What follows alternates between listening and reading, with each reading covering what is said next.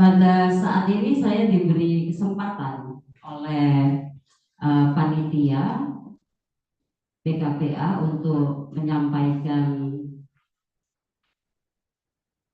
satu eh, bagian dari sekian banyak ilmu profesi, yaitu teknik wawancara dengan klien. Kalau teknik wawancara tentu tidak asing buat saya karena kami sendiri seorang praktisi dan konsultan, sehingga ini merupakan keseharian kami. Dan izin boleh dicolok ya. Teman-teman boleh rileks aja ya, supaya kalau kita rileks itu motorik kita juga bisa menangkap dengan baik. Kalau kita tidak rileks, jadinya sedikit stuck, agak kaku ya. Nah, di sini teknik wawancara dengan klien belum ya.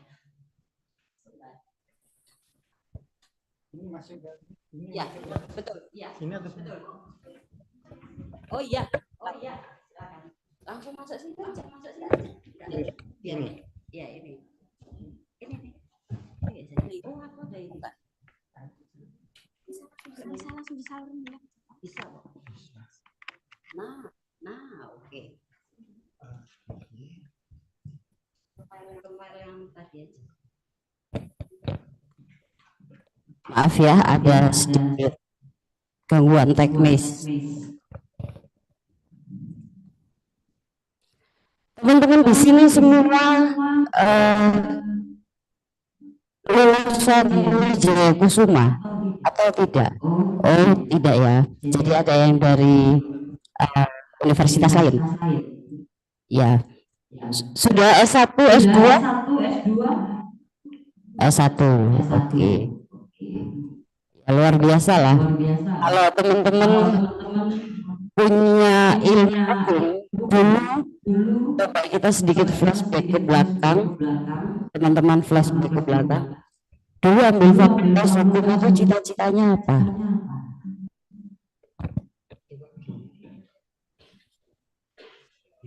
Jadi orang sukses. Amin. Apalagi?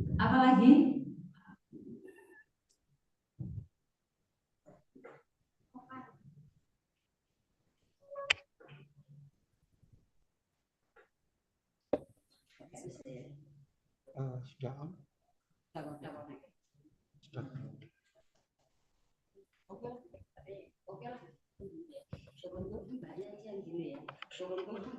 Ini saya lepas ya. Orang sukses. Apa ini? Orang sukses. Jadi advokat. Jasa. Ya. Yang lain nggak punya cita-cita. Nggak, tentu ada ya cita-citanya ya. Cuma mau diungkapkan itu ya, ada yang malu, ada yang mungkin ya biar saya saja dan Tuhan yang tahu ya toh. Ya kan? Karena kalau nggak tercapai kan ya malu gitu. Oke, teman-teman, ilmu hukum itu ilmu yang paling seksi. Kenapa saya sampaikan ilmu hukum itu ilmu yang paling seksi? Dan sebenarnya teman-teman semua harus jauh lebih cerdas daripada keilmuan yang lain. Teman-teman punya keluarga, punya teman, punya lingkungan sosial yang tidak sama di ilmu hukum atau tidak mengemban pendidikan ilmu hukum, harusnya teman-teman jauh lebih pintar. Mengapa? Karena teman-teman ini mempelajari semua lini kehidupan. Itu. Karena setiap lini kehidupan itu ada aturan. Semua. Baju yang teman-teman pakai, Apakah tiba-tiba begitu saja teman-teman pakai? Tidak. Tentunya melalui jual beli, pembelian. Nah, pembeliannya di mana? Oh, ada yang di pasar, ada yang di mall. Jual beli saja sudah ada undang-undangnya.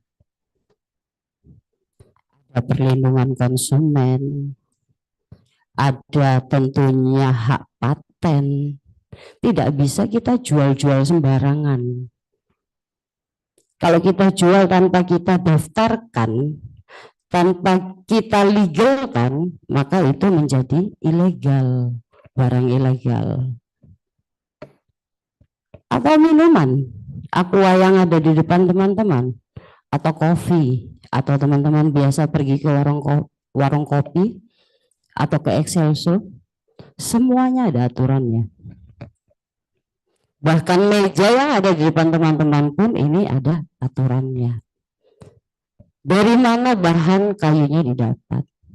Apakah ini dari kayu di hutan yang dilindungi atau tidak?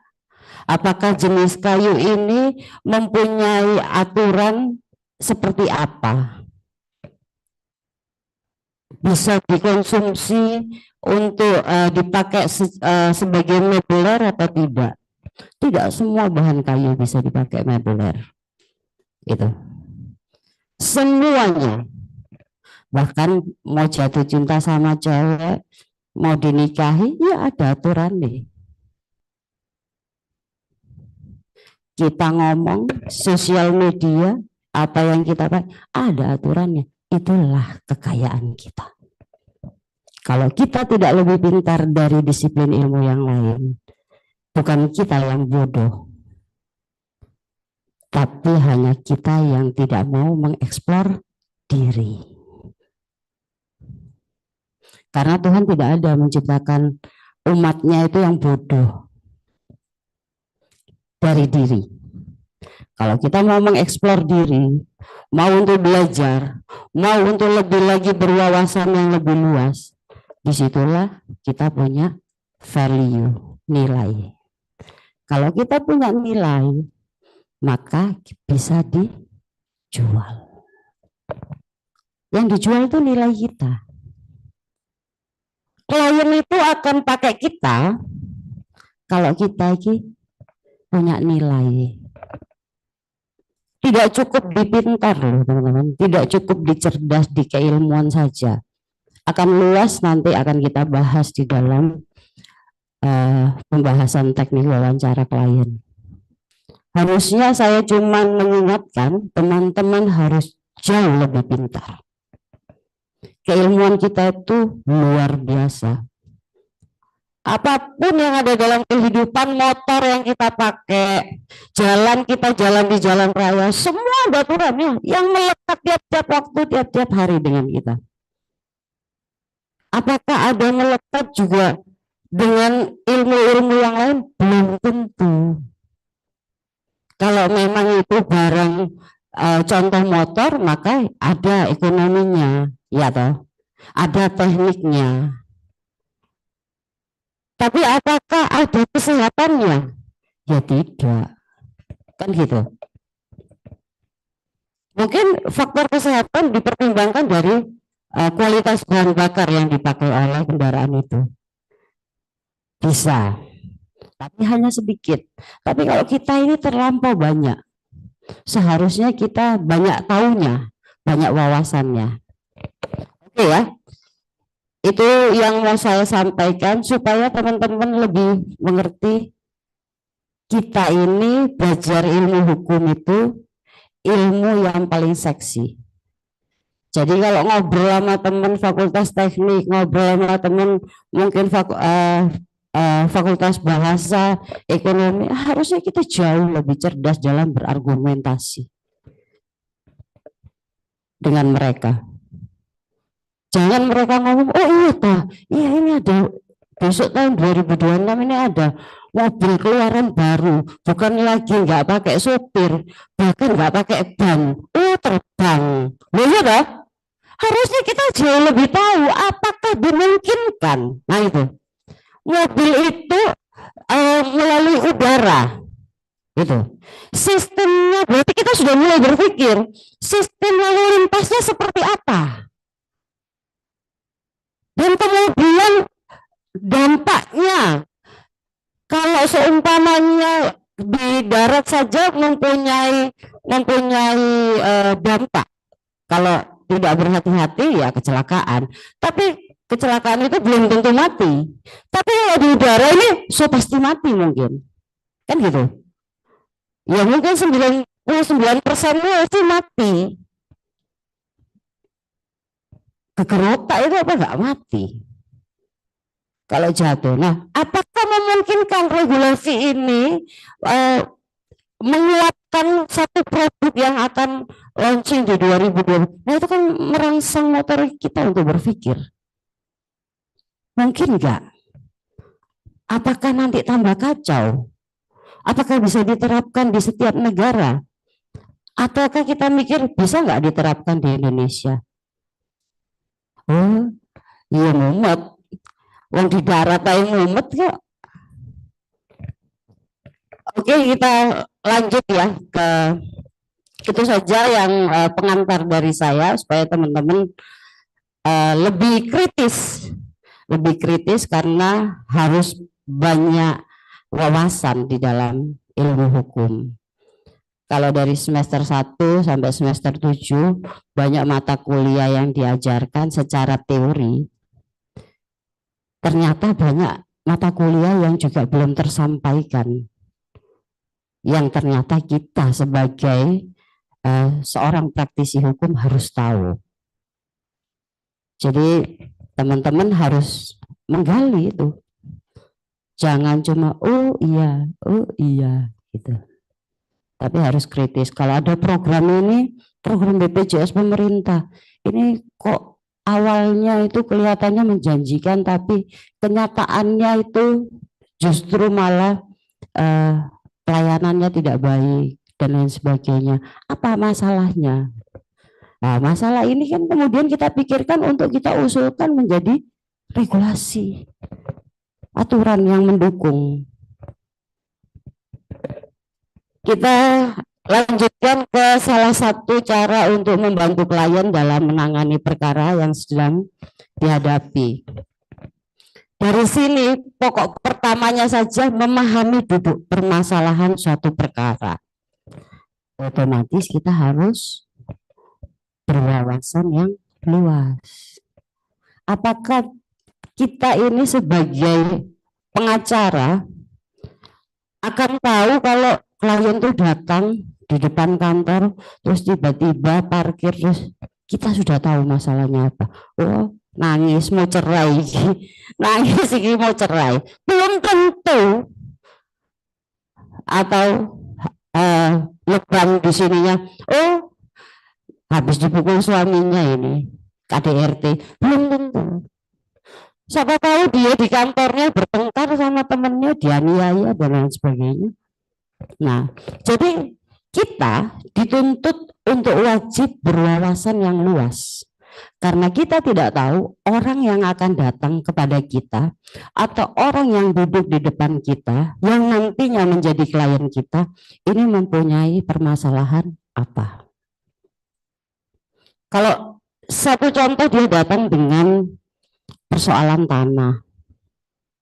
Masalah tanah ini tanah yang double sertifikat, objeknya satu tapi sertifikatnya dua. Dia datang terus dia ngobrol, ini Bu saya punya buktinya, saya dulu jual beli, ini Pak saya tahun 2020 itu jual beli lengkap semuanya, ada BPJB lunas, kemudian saya uruskan di BPN melalui notaris ini, dan kemudian terbitlah sertifikat atas nama saya, tapi ternyata ada sertifikat atas nama orang lain. Nah, dia sudah mengeluh dengan menunjukkan bukti, dia sudah bercerita kronologi itu dengan runtut, dengan tentunya mempunyai satu kepercayaan bahwa kita bisa memberikan solusi. Nah, terus kalau seperti itu, terus apakah teman-teman nanti akan bilang, Oh gampang, nanti tak urus sih, nanti selesai. Tidak dengan seperti itu seorang profesional. Jadi seorang profesional itu harus memberikan advice hukum, argumentasi hukumnya. Kok bisa Bu, ini terbit 2 kali sertifikat ini? Apakah Ibu punya pengecekan ke BPN? Ada, atas nama Pak Ali, umpamanya gitu. Pak Ali ini perolehannya dari mana Bu? Kita ini harus diskusi interaktif. Bukan terus, oh ada tuh undang-undangnya di dalam undang-undang pokok agraria, nggak bisa Bu, tetap punya Ibu ini yang benar. Belum tentu. Kita harus tanya untuk diskusi interaktif itu di dalam pertemuan itu supaya terungkap semua apa yang terjadi. Adapun yang Ibu ini, klien ini tidak ketahui, pasti. Nah itu tugas kita. Untuk bagaimana menggali konfirmasi BPN. Kalau dalam pertemuan itu dia tidak punya cukup informasi yang banyak untuk kita. Kita harus memberikan solusi itu. Dan kita harus bisa memberikan advice hukumnya. Jangan terus, oh gini Bu ya, saya sudah tahu masalah Ibu, masalah sertifikat ganda. Ini dokumennya tak bawa dulu, nanti langkah apa saya kabari 3 hari. Kelihatan kalau kita nggak profesional. Kelihatan kalau kita tidak menguasai. Itu hanya masalah tanah. Bagaimana kalau orang ini datang dengan masalah perusahaan, masalah pemegang saham? Otomatis kita harus tahu tentang aturan perseroan terbatas. Bagaimana kalau orang ini dia datang dengan masalah perusahaan tapi di dalamnya ada juga tindak pidananya. Complicated teman-teman. Tapi sebenarnya kalau teman-teman sungguh menjiwai ilmu hukum ini jadi soul. Jadi kalau orang mau jadi ustadz atau pendeta, itu harus panggilan dari Tuhan melalui hatinya supaya sungguh-sungguh menjalaninya dengan amanah, betul-betul. Tapi kalau dipaksa-paksa toh tetap ketok. Nah demikian ilmu ini. Dokter juga sama, itu harus panggilan hati nurani.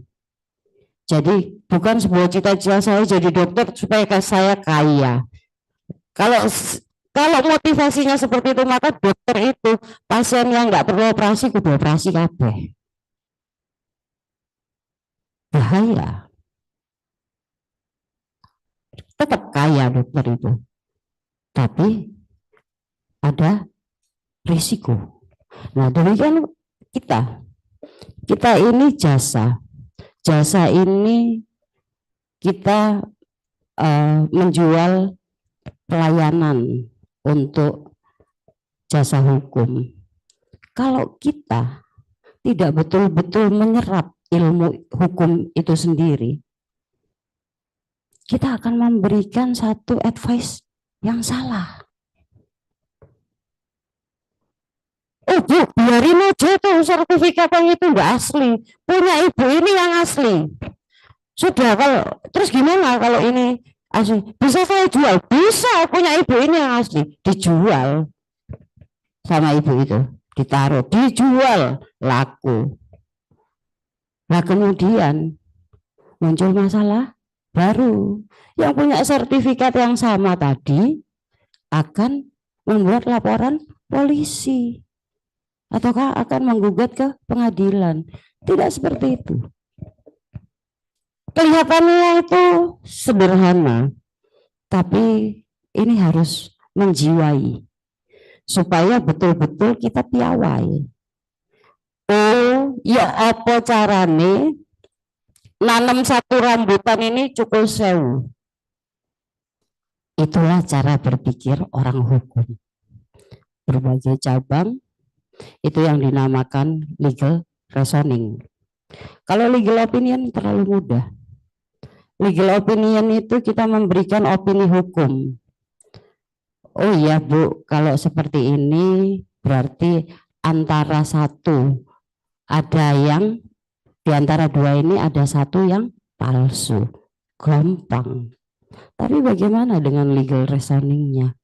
Legal reasoning itu saya memberikan analogi seperti signal. Dia mencari sampai ada titik terkuat. Itulah langkah hukum yang diambil untuk klien kita. Nah, itu merupakan jasa profesional.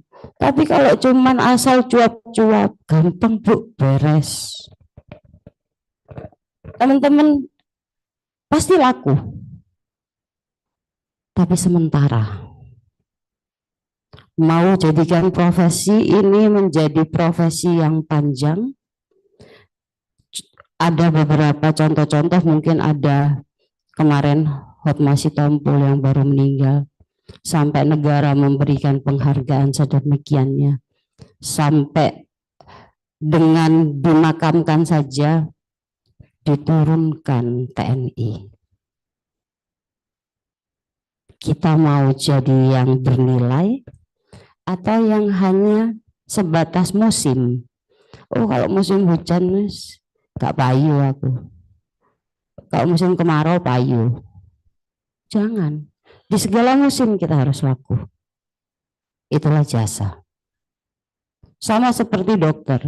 Teman-teman kalau pergi ke dokter praktek yang ada di seumpamanya ada di Ayani, oh ya saya sakit ke situ, amandel itu nggak sembuh-sembuh, ke situ dokter THT, kemudian sampai di situ dikasih obat banyak, ya nggak sembuh, tambah bengkak, tambah banyak di sini. Apa yang balik? Apa teman-teman akan kembali ke dokter itu? Pasti tidak. Nah, itu yang dimaksud dengan bagaimana supaya klien kita itu juga akan kembali.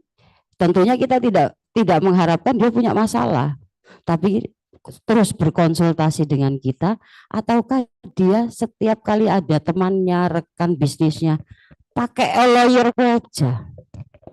Jadi marketing berjalannya kita. Sekali tepuk keuntungannya banyak. Sekali nanganin klien satu ternyata mempunyai banyak keuntungan. Nah, itu yang harus kita bangun. Portofolio itu. Sehingga wawasan kita harus luas. Ke atas dulu, Mbak. Yang tadi. Ini ya. Tadi memahami duduk permasalahan dengan permasalahan suatu perkara. Berarti teman-teman harus punya wawasan luas. Ini sudah harga mati. Kalau punya wawasan cuma khusus di pertanahan aja, ngurus tanah, enggak usah cawe-cawe pidana. Tapi kalau mau belajar pidana, bisa. Belajar dulu, jangan langsung terus, oh aku pinter masalah tanah, tiba-tiba ada pidana, oh saya bisa Bu. Nah itu namanya kita coba-coba. Dan seharusnya teman-teman harus bisa semua secara dasar. Walaupun nanti mau ngambil spesifiknya, oh aku lebih ke bisnis aja, oh aku lebih ke pidana aja, enggak apa-apa. Ataukah menggandeng rekan yang memang keahliannya beda dengan kita. Kalau kita ahli di keperdataan, berarti rekan kita pidana, supaya kantor kita lengkap. Gitu ya. Terus kemudian mempelajari berkas perkara. Sudah saya sampaikan tadi, menggali informasi sebanyak mungkin. Tadi sudah saya sampaikan bagaimana kita harus diskusi interaktif, supaya kita memperoleh kronologi itu dengan utuh, sampai terjadinya permasalahan yang dialami oleh klien kita. Kemudian terus, nah di sini ada membangun kepercayaan klien. Membangun kepercayaan klien itu salah satunya itu yang sudah saya bahas tadi.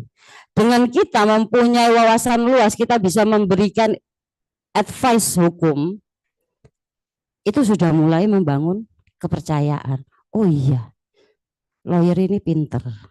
Saya tanya ini dia bisa jawab. Saya tanya ini dia bisa jawab.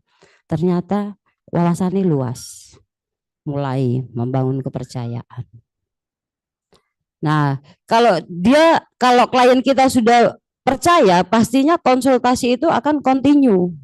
Tapi kalau dia tidak percaya atau klien tidak percaya, awal ngobrol terus menjelaskan kronologinya, kemudian muncul rasa tidak percaya karena kita tidak bisa menjawab apa yang dia tanya, maka tidak akan berlanjut konsultasi itu. Nah, karena teman-teman ini jual jasa, dokter, pengacara, guru, ini ini pekerja jasa profesi. Kalau nggak pinter, gak payu. Dokter Terawan tuh kalau nggak sepinter itu udah dipakai jadi dokternya presiden-presiden. Demikian kita.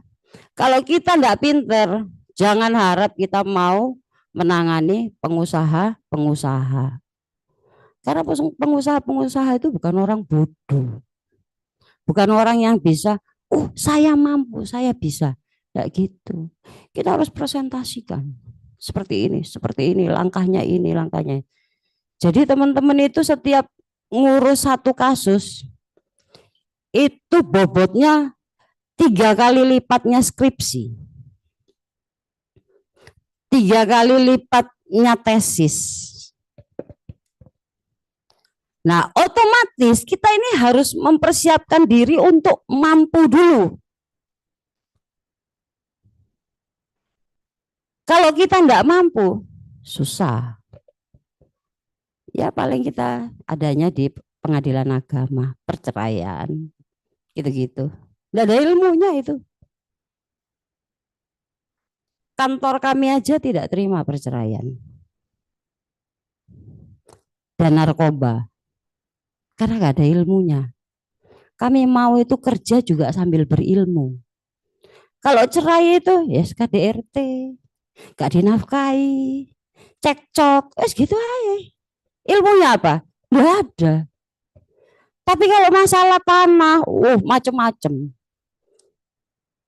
Macam-macam variatifnya karena pasti mempunyai histori dan kronologi yang berbeda setiap klien. Masalah pidana macam-macam. Awalnya dia menggelapkan itu macam-macam.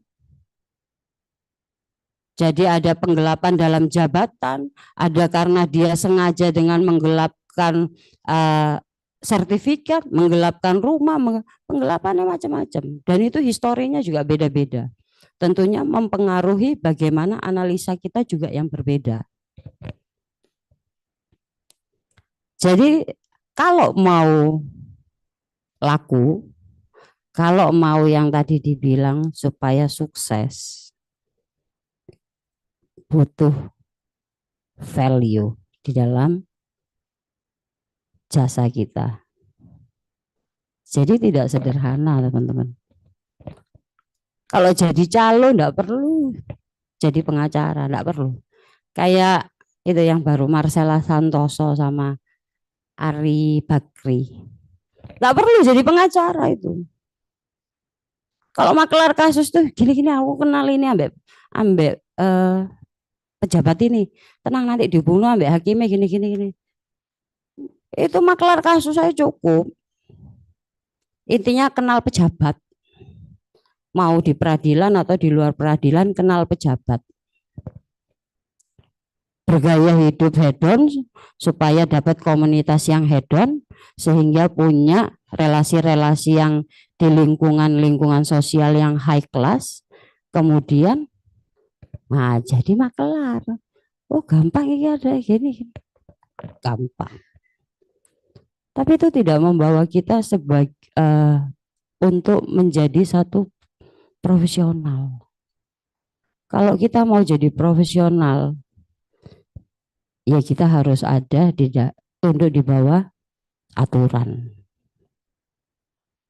Jadi kita tidak bisa berlaku seperti itu. Walaupun faktanya di lapangan dunianya seperti itu. Di bawah meja dulu baru tanda tangan. Di bawah meja dulu baru dok putus. Itu bagian bab kedua kalau di dalam profesional hukum. Apa bab pertamanya? Bab pertamanya ilmu. Jejekose ini di ilmu. Kalau tidak jejak di ilmu, ya makelar. Ya toh? Jejak dulu di ilmu. Dalam berargumentasi hukum baik di luar peradilan atau di dalam peradilan, setelah kamu dan teman-teman ini bisa untuk berargumentasi hukum yang baik dan cakap, maka lawan itu memandangnya beda. Bahkan hakim yang menyidangkan juga menganggapnya beda. Tidak lagi ini bisa ya dibodoh-bodohi. Berarti kita harus lebih pendekatannya lebih mudah. Seumpamanya hakimnya minta.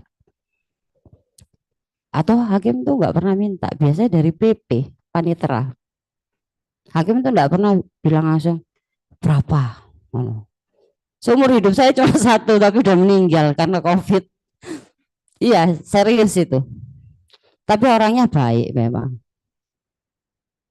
Hakim itu baik. Enggak saya sebutkan. Dan rata-rata itu panitera. Ini berapa? Nah, gitu. Ya, karena argumentasi hukum kita itu sudah maksimal, sudah baik. Maka berapanya itu merupakan bagian dari ya rasa terima kasih lah. Wis diurus no, kamu luangkan waktu sidang walaupun kalian juga dibayar pakai uang rakyat. Kalau prinsip saya di dunia kami ini, kami tidak bisa menghindari itu. Tapi kami tidak pernah menawarkan. Kalau kamu minta, saya akan berikan. Tapi kalau saya menawarkan, itu tidak akan pernah ada. Kita ini udah di pihak yang benar. Yang sertifikatnya betul-betul yang asli.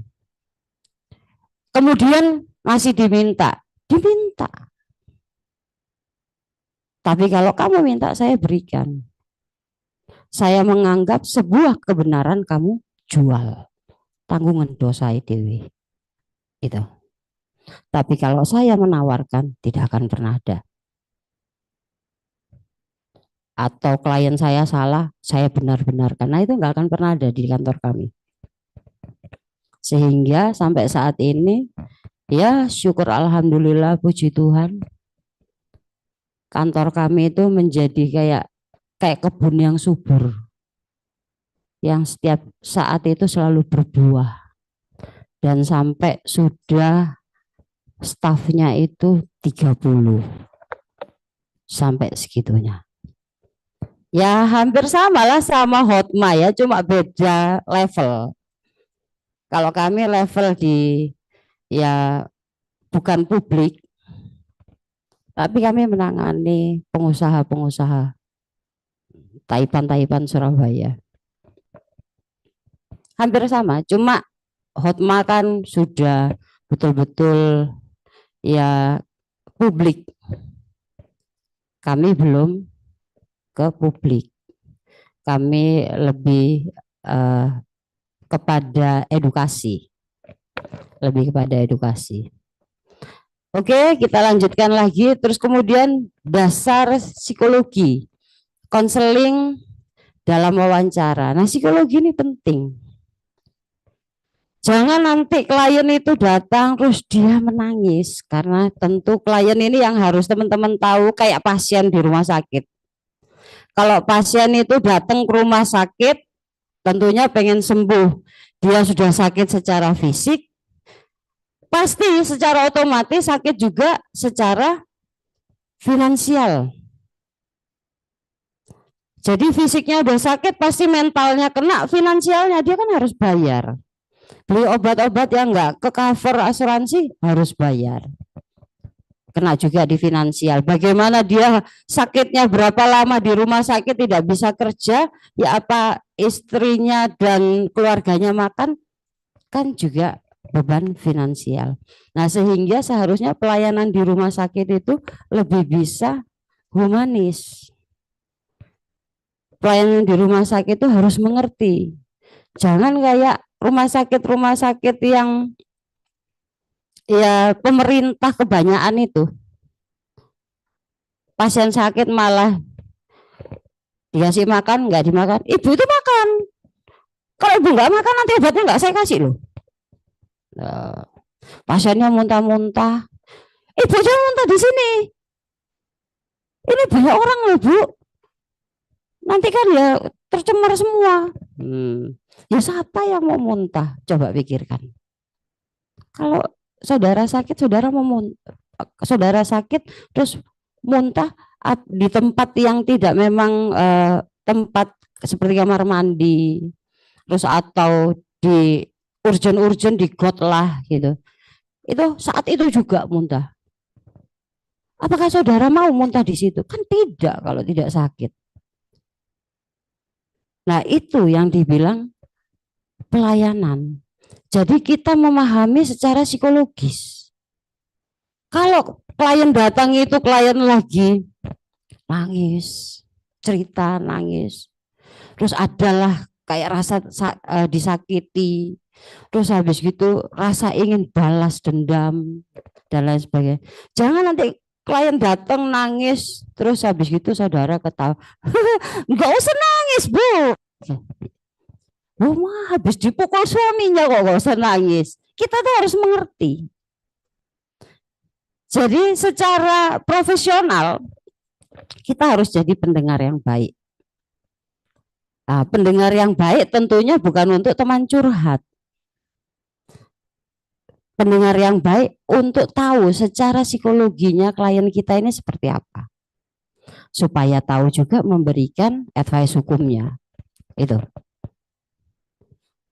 Nanti klien datang sudah klien itu sudah seperti saya mau bunuh diri aja, saya dituduh sama perusahaan menggelapkan uang 3 miliar, saya mau bunuh diri Bu, saya ini gaji saya cuma berapa 4 juta, saya bayar pakai apa Bu, dan lain sebagainya. Terus saudara punya respon yang tidak empati, dia sampai bilang dia bunuh diri, saudara bilang yes bunuh diri mau rokok. Itu celetukan yang spontan, tapi tidak untuk konsultasi dengan klien tidak pantas. Bunuh diri itu bukan jalan. Nah, gitu loh. Bukan jalan menyelesaikan persoalan. Kalau memang benar tidak menggelapkan, nanti kami akan upayakan semaksimal mungkin di dalam langkah-langkah hukum. Nah, jelaskan langkah-langkah hukumnya. Jangan terus kita langsung nyeletuk yang sebenarnya tidak pantas. Nah, ini kita mengerti karena kita ada lawan bicaranya ini klien.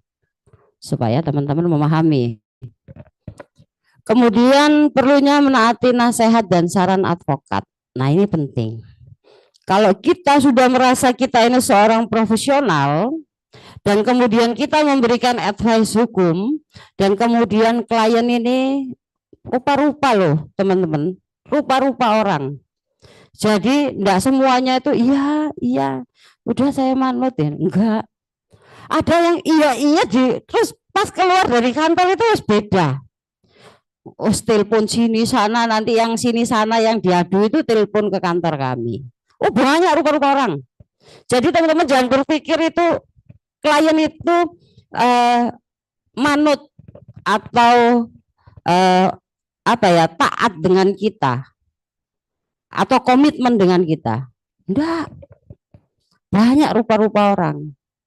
Ya demikian kalau teman-teman tahu Kalau ada, oh orang ini sukanya makan mie, orang ini sukanya makan soto, yang ini sukanya makan lalapan. Ya itu rupa-rupanya wis. Jadi secara psikis itu juga sangat mempengaruhi, sehingga secara psikologi satu kita harus mengenal betul paling tidak klien kita ini seperti apa. Dan kemudian kita harus bisa memberikan satu komitmen. Kalau ibu datang ke kami, bapak datang ke kami, berarti apa yang menjadi advice kami, langkah-langkah hukum yang kami sarankan, itu yang diambil. Nah, kemudian diambil. Oh ya, buat laporan polisi ya siap. Buat laporan polisi. Dipanggil polisi, tidak datang. Loh kita yang lapor, no kok.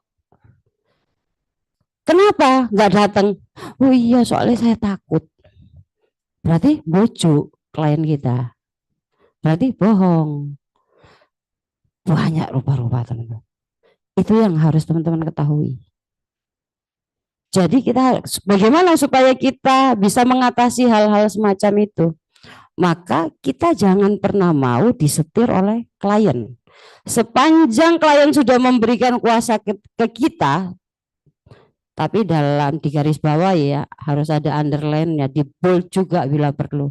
Kita yang profesional, bukan kita yang pengacara-pengacara bodrek.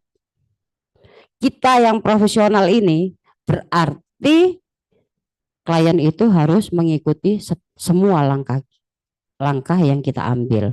Kalau bagaimana dia tidak mengikuti? Kalau dia tidak mengikuti, segera putus kuasa. Jangan mau, Bu, ini sebelum gini, kita diatur. Nah, kalau kita diatur, jangan sampai nanti kita yang terjebak di dalam satu rekayasa dia. Yang kita merasa dia korban, ternyata dialah pelakunya. Nah, itu hati-hati. Atau turut serta di dalamnya. Yang tadinya kita dari kronologinya dia bercerita, kita tahunya dia ini korban. Ternyata dia ini orang yang menyediakan segalanya. Gitu. Ya hampir contohnya kayak si Marcella Santoso itulah. Di depan itu membela, ya kan? Tapi di belakang mempunyai strategi untuk menyusun demo atau membangun frame-frame di media sosial untuk menyudutkan kejaksaan. Nah ini udah muka dua. Nah kalau dapat klien yang muka dua juga, saya sarankan putus kuasa daripada merugikan karir kita. Itu ya teman-teman. Terus kemudian informasi tentang proses penyelesaian perkara. Kita harus terus continue komunikasi dengan klien supaya kita bisa memberikan informasi-informasi yang terupdate. Apa yang sudah kita kerjakan dan apa yang sudah kita selesaikan dan apa yang mau kita kerjakan. Itu. Kemudian metode penerapan honor. Nah, kalau profesional, di sini saya tekankan profesional ya, karena kalau jadi pengacara yang tidak profesional ya suka-suka kamu lah, gitu. Kalau profesional, jadi itu ada MOU, ada kontrak. Kontrak itu tertuang berapa, ada 3 di dalam jasa hukum itu, yaitu kuasa. Berapa fee kuasa kita, berapa fee operasional kita, dan berapa fee success fee-nya dalam menyelesaikan perkara. Dan itu paten, tidak bisa ditawar. Bagaimana kalau bisa ditawar? Kalau nggak bisa ditawar nanti nggak laku-laku, Bu. Ya berarti kita harus tahu. Buat kontraknya itu kita sudah harus tahu, oh ini kliennya middle, menengah. Berarti ya kita minta operasional ataupun success fee-nya jangan terlalu tinggi. Itu. Jadi kita jangan sampai juga ke money oriented gitu ya. Tapi kita harus bisa tahu, oh ini kliennya benar-benar nggak mampu. Tukang ojek. Ya udah kita tahu. Saya banyak kok nolongin buruh pelabuhan tukang ojek. Dan kita tahu bagaimana MOU-nya. Tetap MOU. Oh, ya bagi bumi dan langit MOU ya kalau dengan pengusaha. Nah, itu tapi tetap harus terikat di dalam MOU. Kontrak kita. Perjanjian kontrak antara kantor hukum dengan klien.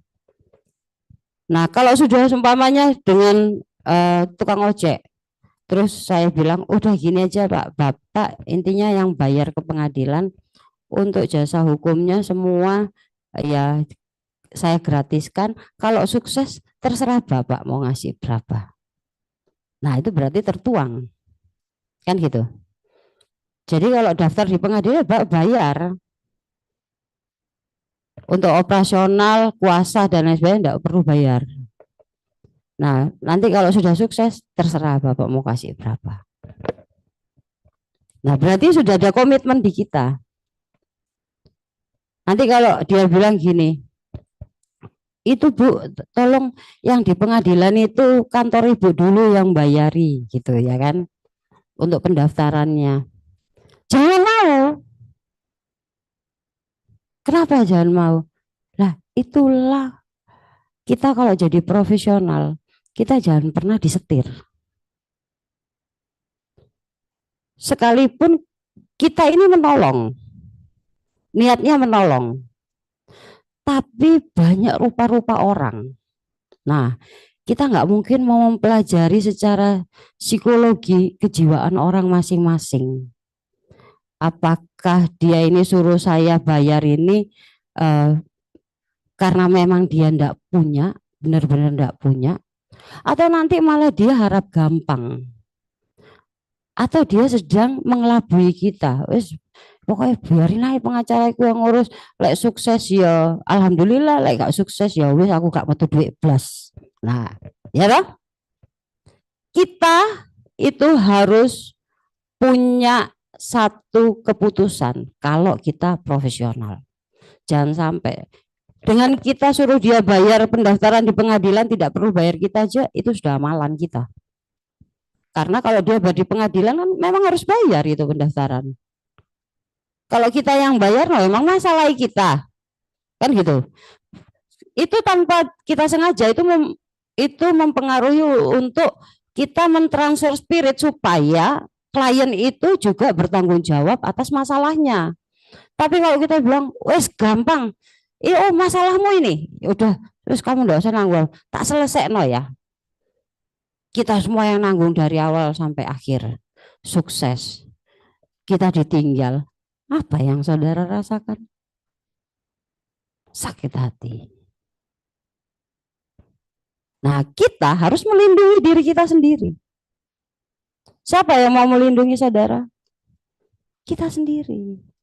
Justru di situ kita harus punya satu keputusan. Jangan, oh kalau ini sama Taipan nih, Bu, sukses fee-nya 2 miliar aja ya, jangan 4 miliar. Soalnya kalau 4 miliar ini ya ada yang lebih murah loh dari Ibu gitu. Silakan. Jangan pernah goyang tentang penawaran, apalagi bisa ditawar. Hari ini kuasanya berapa Bu? Oh 100 juta kuasanya. Kalau aku didiskon kok Bu 80 juta. Ini orang mampu ya. Saya didiskon Bu 80 juta. Terus kita bilang, oh ya udah enggak apa-apa. Percaya. Saudara tidak, itu secara psikologi saudara sendiri tidak akan mengurus perkara itu dengan maksimal. Kalau kuasa 100 juta harus terlalu tinggi, mungkin kuasa 100 juta. Kuasa 30 juta. Terus saudara dibayar hanya 10 juta karena ya dia pinter lah merayunya. Oh ya udah 10 juta ya nggak apa-apa, tak jalanin gitu. 10 juta itu saudara selesaikan perkara itu tidak akan maksimal. Itu mempengaruhi ke psikologi kita. Karena kita bisa ditawar. Kalau kita bisa ditawar, maka kita juga akan mengurus perkara itu kayak ya kayak semangatnya ku kurang, kayak ogah-ogahan gitu loh. Nanti kalau seumpama waktunya sidang kita harus eh, masukkan bukti, bilang aja tolong ditunda sidang bukti ini eh, minggu depan. Nah, kenapa kita menunda? Iya, klien bayar 10 juta tok. Ah, kan saudara sendiri yang membuat itu. Kemudian saudara sendiri yang mengingkari profesi itu komitmen. Nah, sehingga apa solusinya? Jangan mau ditawar. Caranya bagaimana, Bu, supaya saya ini bisa melihat, oh klien ini memang bisa mampu atau tidak? Ya berarti kita harus punya wawasan yang luas. Kalau dia datang naik Fortuner terus dia bilang nggak mampu, ya lapo. Ya bisa aja, Bu, itu sewa. Ya urusanmu, berarti kan gayamu hedon toh. Ya toh? Oh, nggak bisa naik Fortuner kok datang, masa bayar kuasa 30 juta ya nggak mampu.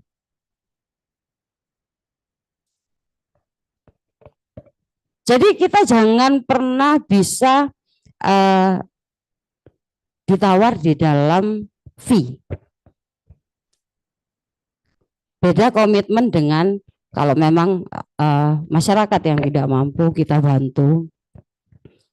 Yang seperti tadi saya sampaikan, kami juga bantu beberapa orang yang memang di dalam finansial itu tidak cukup baik.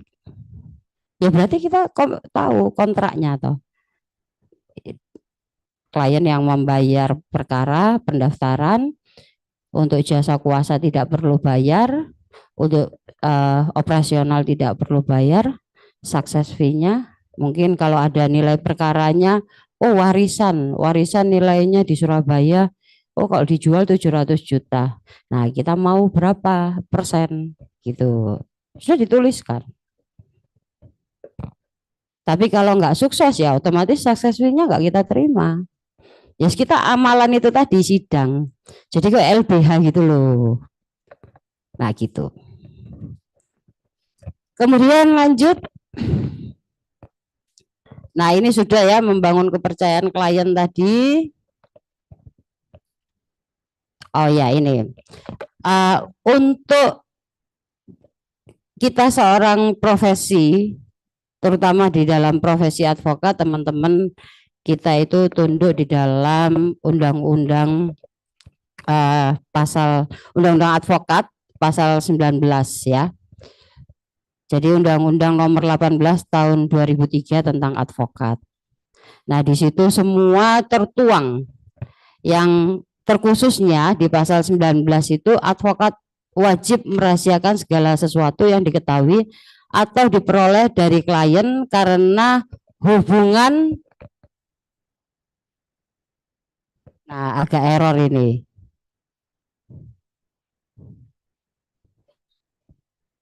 Jadi kenapa kita wajib merahasiakan rahasia klien ya?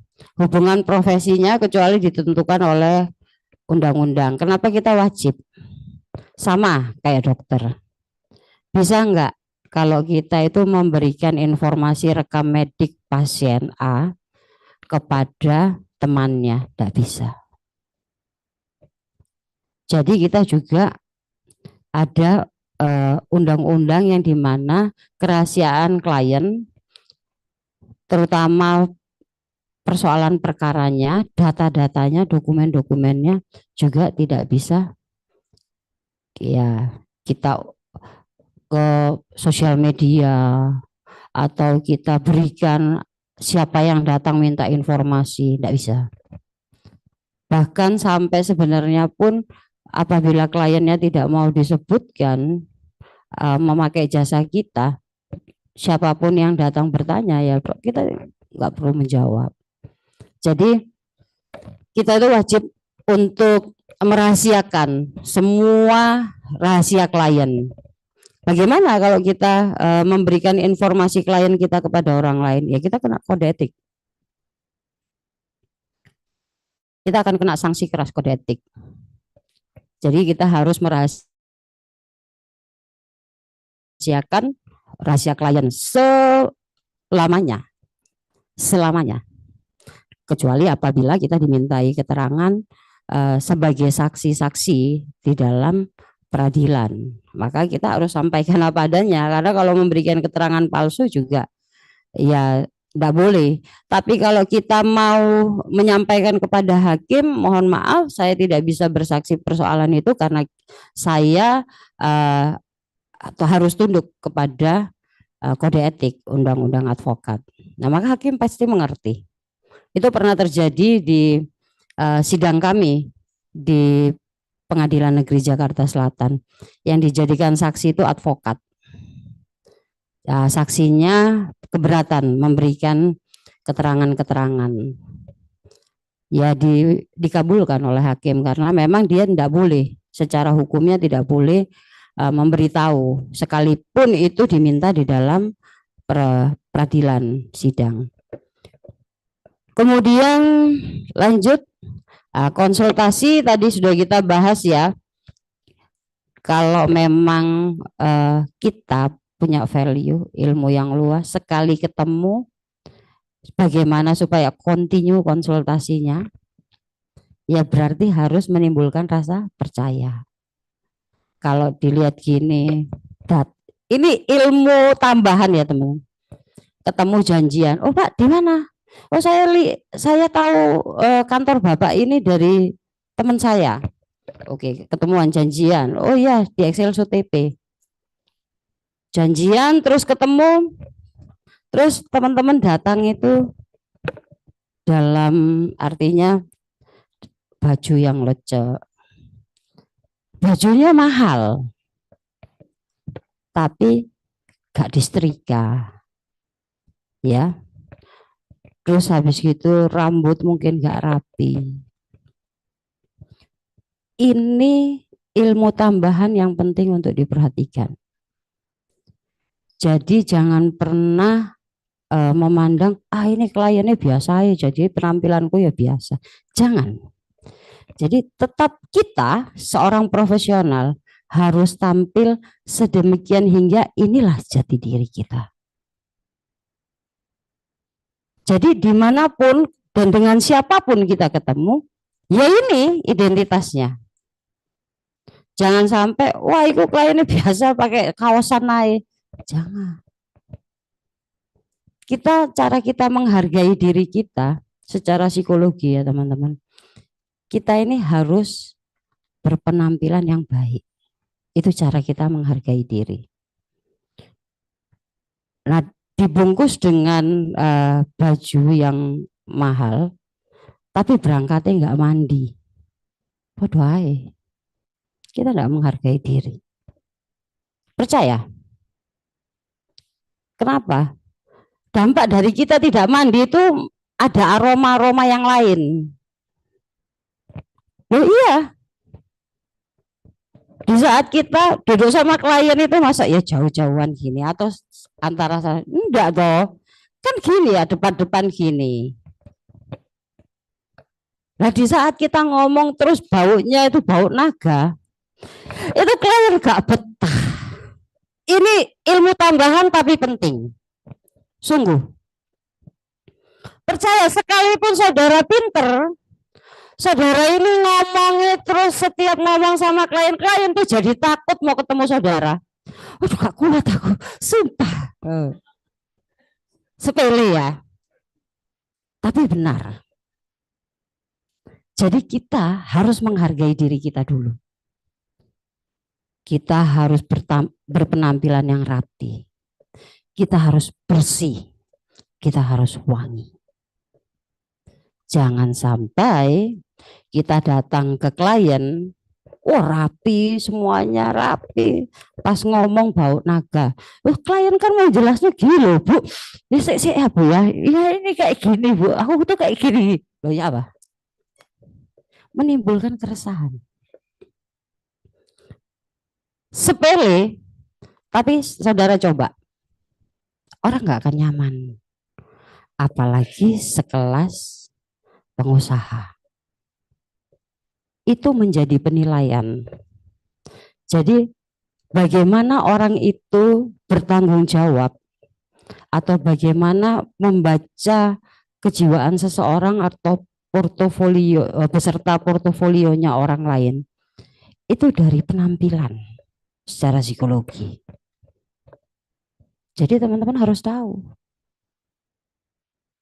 Kalau baju saja, bajunya sendiri saja dia tidak setrika, apalagi masalahku sing ruwet iki sok dimarekno gak? Bisa diselesaikan enggak? Logika. Tapi itu ilmu psikologi. Demikian banyak ilmu psikologi, makanya saya harus sampaikan, teman-teman ini harusnya punya ilmu yang luas, ilmu hukum itu. Kita harus mengetahui ilmu psikologi, kita harus tahu tentang kesehatan, macam-macam. Kita kalau ngobrol sama orang atau ngobrol sama klien, terus kita, oh iya Bu, bisa Bu, terus kita gini, iya Bu, iya, terus ya iya Bu, oke gitu. Nah, secara ilmu psikologi, orang yang selalu bicara pegang hidung itu bohong kabeh. Dan orang yang berbicara kalau ditanya itu selalu pandangannya menjawab tapi pandangannya ke kanan dulu. Itu apa yang dikatakan itu bukan fakta, bukan sebuah kebenaran. Kita harus hati-hati. Orang yang kita temui, klien yang kita temui itu, kita jangan anggap itu SDM rendah. Kita jangan anggap itu dia tidak punya low di dalam keilmuan. Karena bervariatif ini teman-teman. Bervariatif. Bahkan ada orang itu yang sangat-sangat cerdas. Dan tahu banyak keilmuan itu juga banyak. Terutama ilmu-ilmu bisnis, ilmu psikologi. Mereka kan belajar, orang pebisnis besar itu belajar tentang hal psikologis loh. Mereka punya satu perusahaan tentu punya HRD. HRD itu harus tahu psikologis. Untuk interview, bener enggak ini? Orang ini jujur enggak? Karyawan yang mau aku rekrut ini ya sesuai atau tidak? Itu kan dari HRD. Dia punya perusahaan. Apa HRD-nya tidak selalu meeting dengan dia, memberikan advice? Pasti. Nah, saat dia ketemu kita punya masalah hukum dengan perusahaannya, terus kita itu berlaku tidak tahu dengan ilmu psikologi. Kita selalu ngomong, oh siap Pak, tak selesai no ini. Yes, nanti jaksanya harganya sakmene. Kamu gini itu bocok kamu itu. Jadi jangan dianggap sepele. Pandangan kita kemana itu loh, tahu. Ada artinya di dalam psikologi. Cara kita menanggapi klien sedang berbicara sama kita, posisi kita, itu loh tahu. Ada artinya. Kita atau kita gini kah? Atau kita gini kah? Ini semua ada artinya. Kalau kita ini begini, berarti kita ini sedang mendengarkan dengan seksama. Dan kita tertarik akan apa yang disampaikan. Tapi kalau kita begini, nah, kita ini cuma mau tahu, tapi kita sebenarnya tidak tahu.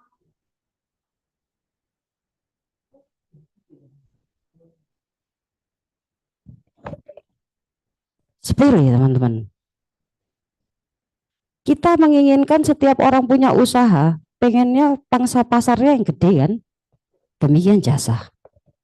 Kalau teman-teman mau punya klien yang high class atau ekonomi yang ya di atas rata-rata lah, persiapkan diri. Jadi tidak segampang yang kita pikirkan. Dan tentunya kita terus harus konsisten dengan apa yang kita sampaikan. Jangan nanti, oh kayak gini, terus nanti udah beda lagi. Pas ditanya yang sama, beda lagi jawabannya. Itu enggak konsisten. Nah ini salah satu ilmu. Supaya teman-teman tahu ilmu tambahan. Kalau teman-teman wangi, rapi, ganteng, cantik itu relatif. Kalau katanya TikTok itu apa? Skin cari ya. Ya toh? Relatif. Ganteng cantik itu relatif. Kalau ganteng itu dompetnya tebel toh. Nah, iya toh? Ya bisa dibayangkan kalau seumpamanya kayak Raffi Ahmad tapi dompetnya gak tebel, gak ganteng. Ya toh? Relatif. Ganteng cantik itu relatif. Tapi rapi, menghargai diri, mempunyai wawasan yang luas, benar-benar jejak di ilmu, kemudian selalu cakap diajak komunikasi. Wow, itu saudara tidak perlu cari uang, uang yang cari saudara. Percaya, dan itu saya alami sampai saat ini. Saya seperti ini ya teman-teman, itu bukan untuk gaya-gayaan, itu untuk nge-brand diri. Sebelum Hotman Paris yang kayak gini-gini, saya sudah begini-begini. Jadi untuk nge-brand diri. Kalau dibilang apa nyaman, saya ini nggak nyaman, abot.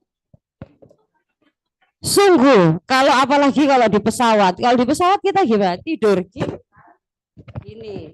Oh bangun itu kalau udah dari sini gini. Sudah kayak kram. Ambil sesuatu di kantong juga kesulitan karena kecantol. Gak nyaman. Tapi untuk apa? Untuk nge-brand diri. Kalau kita sudah berani nge-brand diri, berarti kita sudah berani dinilai dong, ya toh? Dinilai jangan brandnya aja, tapi di ilmunya yang paling penting. Kita sudah berani dikenang. Nah, dikenang tentunya yang baik. Kalau dikenang yang buruk, wah ya hancur, selesai karir saudara. Kalau hari ini saudara mau cuman jadi pengacara yang biasa-biasa saja, yang terima uang, ya nanti tak selesai lo gak mari-mari, ya toh. Itu enggak akan lama. Dan nama saudara ini nyambung. Coba pakai pengacara itu nyelesaikan kasus kayak tidak mari kok. Nyambung. Ingat loh, klien ini marketing berjalan. Kalau apa yang saudara lakukan itu baik, maka klien itu akan menjadi marketing berjalannya saudara. Tapi kalau tidak baik, sama. Yang terbangun adalah nanti penilaian terhadap kredibilitas kita. Nah, itu nge-brand diri. Perlu kita untuk nge-brand diri? Perlu. Karena supaya bagaimana kita dikenang. Kalau saya itu orang ketemu saya pernah satu kali makan sama taciknya klien saya di Medan sana.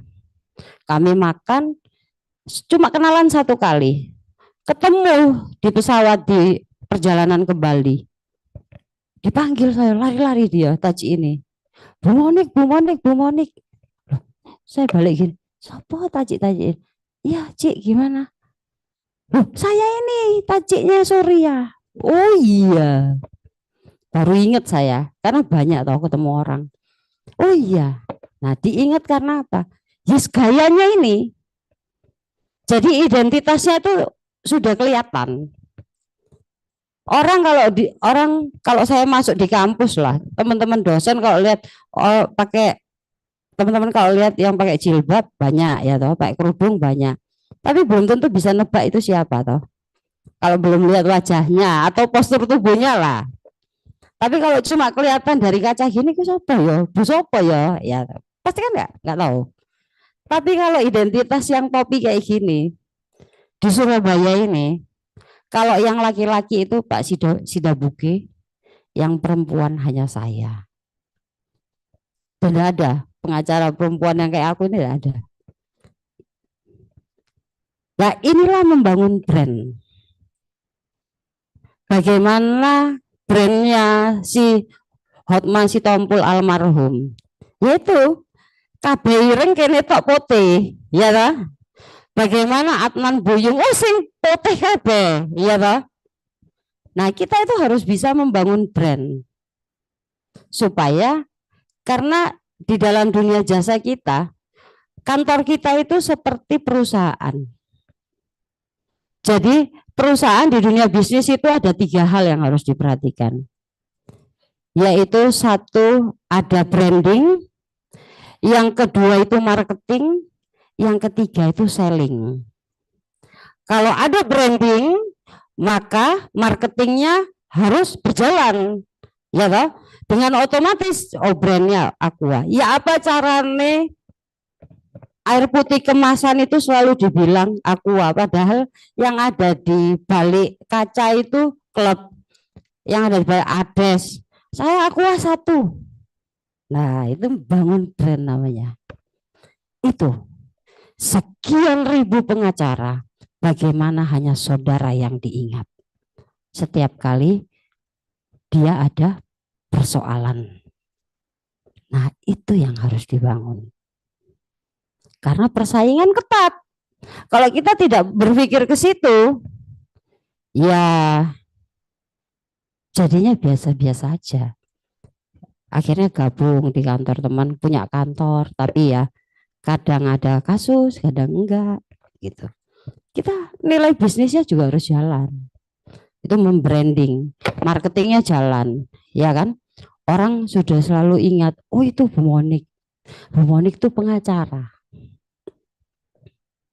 Terus kemudian apakah ada sellingnya? Sellingnya, penjualannya laris. Karena kita sudah branding, sudah marketingnya bagus. Kalau branding itu bukan hanya fisik, tapi juga ilmu. 2 hal itu tidak bisa dipisahkan. Kalau branding, kalau ilmu saja, ya bisa ilmu saja, tapi nggak terlalu laris. Tapi kalau saudara branding ilmu, terus ilmunya bagus, terus kemudian mudah dikenang. Nah, sekian banyak kenalan pengacaranya, setiap kali dia ada masalah, kan banyak yang dia kenal. Tapi apa caranya? Dia itu selalu setiap ingat pengacara cuma kamu. Nah, itu harus di branding. Itu sih ilmu bisnis tambahan. Maka sellingnya banyak. Kemudian itu tadi ilmu tambahan ya, teman-teman. Lanjut terus. Kayaknya sudah, nah itu verbal, non verbal ya. Sebentar, yang tadi saya jelaskan ini ya, ekspresi wajah, body language, kita gini kah, ya toh? Atau kita kakinya gini-gini, ya toh? Itu di dalam ilmu psikologi itu cemas.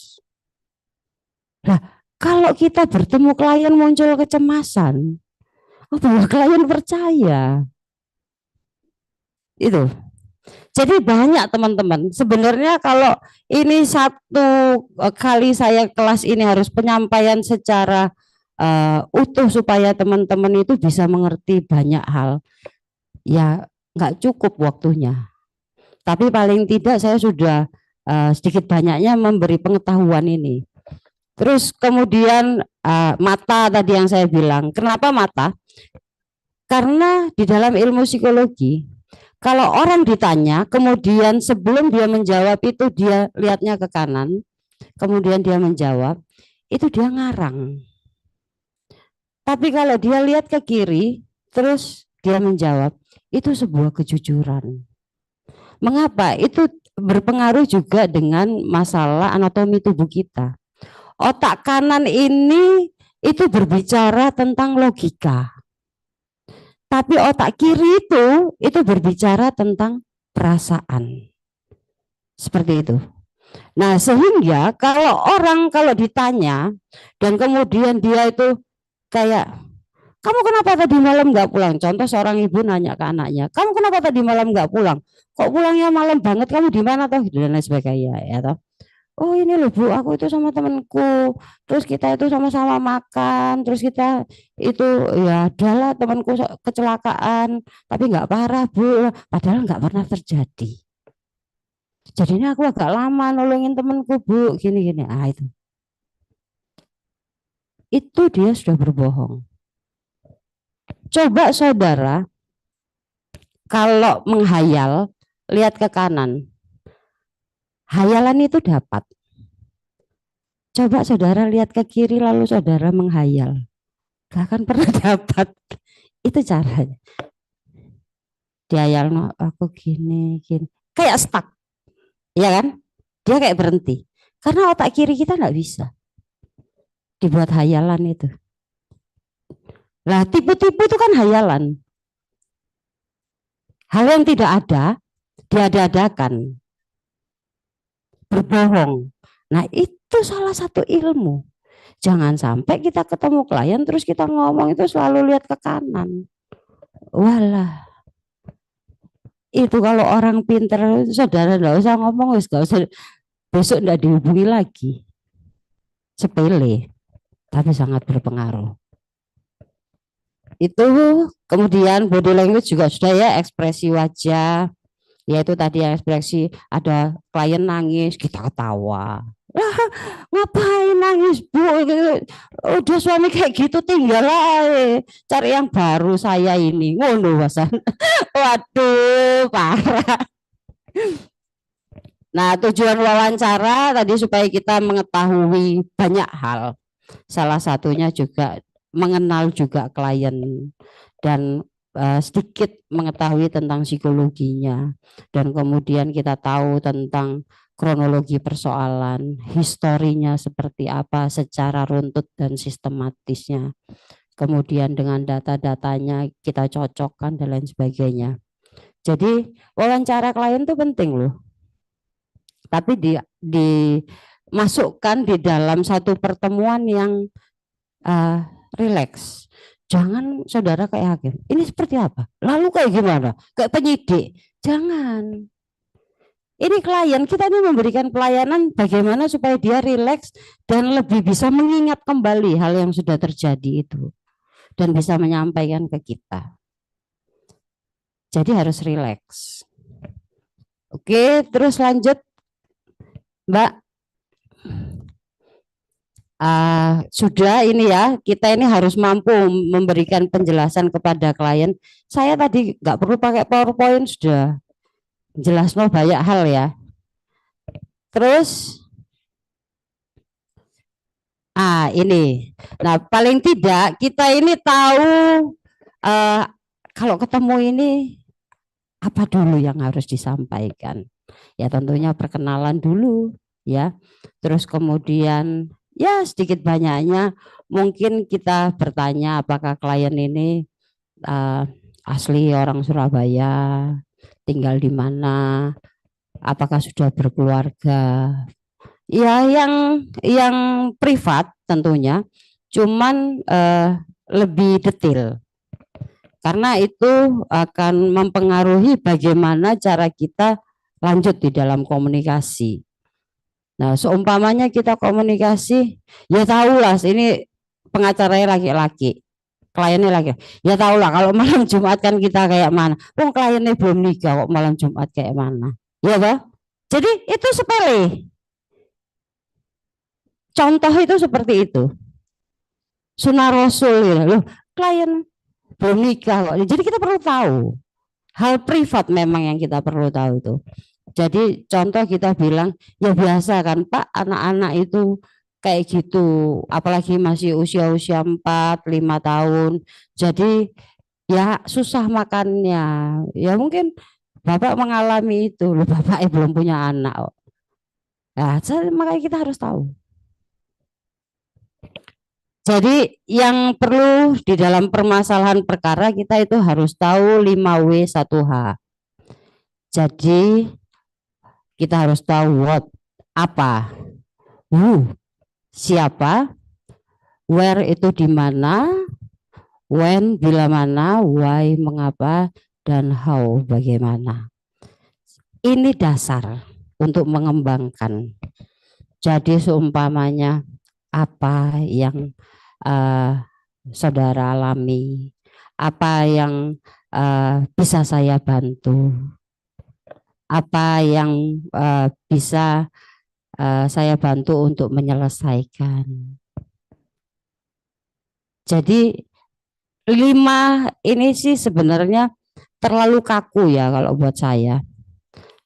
Kalau saya itu lebih senang kayak kita itu betul-betul kayak ya bertemu, terus kemudian kenalan, terus ya ngobrol-ngobrol ringan, asli Surabaya, tinggal daerah mana, terus lebih biasa-biasa aja sih, tapi lebih rileks dibandingkan kita harus. Tapi ini buat teman-teman yang benar-benar dasar. Artinya kalau nggak tahu aku mau ngomong apa ini, ya apa kabar ya toh, mungkin apa yang bisa saya bantu. Terus kemudian ya siapa yang eh, memalsukan, siapa yang mungkin menganiaya, ya kan? Siapa yang beli rumah ini, siapa banyak. Jadi ini hanya pertanyaan dasar. Oke, terus kemudian udah ini kronologi perkara yang tadi saya jelaskan. Tempat wawancara ini bisa kita sepakati bersama. Apakah itu di Excelsu, ataukah sambil ngopi santai, ataukah kita mau bertemu sambil makan siang, ataukah kita mau bertemu di kantor kita. Nah, tapi paling elegan itu ketemu di kantor pengacara. Nah, apabila tidak bisa bertemu di kantor kita, mungkin bisa bertemu di kantor klien. Apabila kliennya perusahaan. Tapi kalau kliennya perorangan, tentunya kalau berhalangan untuk datang ke kantor di jam kerja, berarti kita bisa ambil solusi bertemu di ya tempat kayak coffee gitu ya. Jadi kayak Excelso ataukah rumah makan. Nah, jangan terus kliennya ini direktur mandiri, terus saudara aja ngopi ya itu nang Aloha. Waduh, ya kita ketemu di warung kopi ya. Nah ini, ya itu kan sederhana ya teman-teman. Tapi kita sudah bisa nangkep ya. Apalagi kalau perempuan, ya berarti jangan sampai saudara janjian untuk pertemuan malam, gitu. Jadi ini hanya bagaimana kita tanggap aja sih, lebih menjiwai supaya kita ini bisa melangkah untuk satu undangan atau satu keputusan itu dengan baik. Ya saya rasa pasti teman-teman sudah bisa berpikir lah yang logik-logik aja. Ya mana mungkin kan kalau seumpamanya saudara hobinya biliar kayak saya. Oh iya, nanti di biliar Galaxy ya saya tunggu klien perempuan datangnya jam 8 malam. Ya enggak masuk akal toh. Ya mumpung saya di sini. Ya enggak profesional itu. Dan itu enggak menghargai pekerjaan saudara. Masa pekerjaan saudara dibawa ke biliar? Kan gitu. Kemudian lanjut Mbak. Nah, di sini wawancara itu di beberapa tempat yang tadi saya sampaikan. Nah, ada yang paling terakhir itu jangan di tempat hiburan, ya toh. Oh, saya tunggu. Tempat hiburan itu mana aja ya? Saya enggak tahu. Kayak bar-bar gitu, karaoke, oh happy papi gitu ya. Ya jangan. Ya gimana mau ngobrol orang di situ tempat orang karaoke? Gimana kita bisa fokus, ya kan? Atau udahlah gampang wes, nggak usah dengar kronologi nanti tak kerja, no kan nggak mungkin, ya kan? Jadi ini supaya teman-teman semua jadi profesional. paling tidak tahu kalau kliennya ini kayak umpamanya kayak kemarin saya buruh pelabuhan, terus kemarin saya suruh datang ke kantor, datang aja Pak ke kantor kami, nanti apa yang bisa kami bantu. Nah kalau seumpamanya datang aja Pak ke Excelso, wis jiper duluan iso bayar gak, iya aku kan takutnya gitu toh. Jadi bukan kita meremehkan orang, tidak, kita nggak boleh meremehkan orang. Tapi kita harus tahu, kita ngundang dia, datang ke TP ini dia punya confidence enggak, punya percaya diri enggak. Takutnya dia alasan, maaf Bu, dia lagi berbohong. Padahal dia malu mau datang ke TP, kan gitu toh. Jadi paling tidak kita harus tahu itu. Supaya kita bisa tepat dan tidak membuang waktu kita juga. Nah, kemudian terus hal-hal yang perlu dipersiapkan itu kalau saya itu ya tadi yang saya sampaikan, kita rapi, menghargai diri, kita punya ilmu wawasan hukum yang luas, dan kemudian kita bisa berargumentasi hukum yang baik. Itu 3 hal itu saudara tidak perlu cari uang, kejar uang. Banyak pengacara itu di pengadilan duduk-duduk tunggu perkara. Nanti orang bingung ditanyain, masalah ya apa Pak? Bisa tak bantu Pak? Jadinya kan kayak tidak profesional. Nah saudara cukup di kantor saja, banyak yang nyari. Nah itu 3 hal itu saudara perhatikan betul. Dalam berpenampilan, nggak perlu mahal, kata Nia Rahmadani kalau nggak salah. Nggak perlu mahal. Baju itu, bajunya dia ada yang 25.000 kalau nggak salah. Sopo sing gawe? Nah itu loh, ya toh? Nggak perlu kemeja itu mahal, nggak perlu celana itu yang mahal. Tapi kalau rapi, saudara menghargai diri. Tuh. Dan kemudian rambut saudara rapi kayak hari ini, wah itu rapi-rapi, klimis-klimis. Oh itu menunjukkan profesional banget. Kalau saudara betul-betul menghargai diri. Seperti itu. Ada orang pakai dasi yang rapi. Ono sing digini, nah, ya toh? Itu kelihatan, saudara. Bukan kita ini mau sok-sokan kayak kayak pengusaha, no. Tapi kita ini sedang menghargai diri. Nah, kamu pakai dasi yang benar. Kalau dasi terus kamu buka apa ini? Beniknya segini, dasinya segini. Iki dipikir K-pop kayak apa, ya toh? Jadi sepele tapi ini penting. Nah, terus kemudian kalau saudara kronologi itu kan memang harus dicatat. Selain kita mendengar langsung, mungkin sekarang tuh udah canggih, kita bisa rekam supaya kita ingat. Jadi oh kayak gini tahapan-tahapannya, oh karena pernah terjadi kayak gini, berarti aku harus menyurat dulu ke instansi ini. Karena ada hal yang pernah dilakukan sebelumnya. Jadi ya itu bagaimana apa ya kita itu inovatif. Ada alat perekam, terus mungkin kita bisa minta klien selain sudah bercerita di situ, Pak, kalau tidak keberatan, saya minta Bapak diketikkan atau tulis tangan yang jelas. Kronologi berdasarkan tanggal, gitu aja. Jadi tanggalnya itu runtut, sistematis. Nah itu bisa dimintakan. Saya sudah mengerti, tapi supaya memperjelas kami dalam menyusun gugatan atau laporan kepolisian, ya saya minta Bapak membuat, kalau di kantor kami yang kami terapkan, klien harus membuat kronologi dan harus ditandatangani. Kenapa? Pertanggungjawaban klien. Kita tidak sedang mengada-ngada. Apa yang kita kerjakan berdasarkan kesaksian klien itu sendiri, gitu.